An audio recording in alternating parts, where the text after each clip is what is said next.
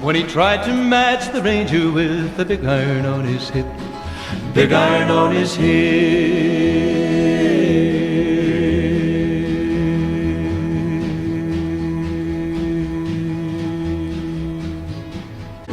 Big iron, big iron. Oh, he might have went on living, but he made one fatal slip when he tried to match the ranger with the big iron on his hip. Big iron on his hip. There before them lay the body of the outlaw on the ground. It was over in a moment and the folks had gathered round. He came riding from the south side, slowly looking all around. Texas red had not cleared leather, for a bullet fairly ripped, and the ranger's aim was deadly with the big iron on his hip. Big iron on his hip. And the swiftness of the ranger is still talked about today. There was 40 feet between them when they stopped to make their play. They knew this handsome ranger was about to meet his death, about to meet his death. Folks were watching from the windows, everybody held their breath. It was 20 past 11 when they walked out in the street.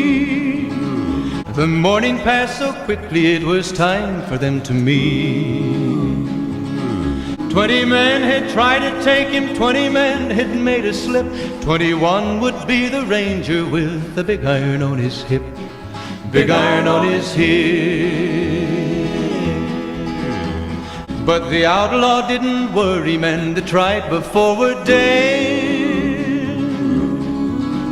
Wasn't long before the story was relayed to Texas Red. After Texas Red. And he said it didn't matter, he was after Texas Red.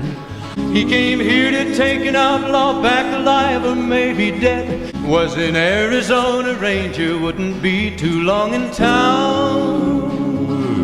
Now the stranger started talking, made it plain to folks around. And the notches on his pistol numbered 1 and 19 more. 1 and 19 more. He was vicious and a killer, though a youth of 24. Many men had tried to take him, and that many men were dead. In this town there lived an outlaw by the name of Texas Red. He's an outlaw, loose and running, came the whisper from each lip. And he's here to do some business with the big iron on his hip. Big iron on his hip.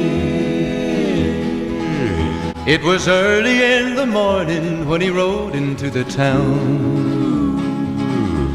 No one dared to ask his business, no one dared to make a slip.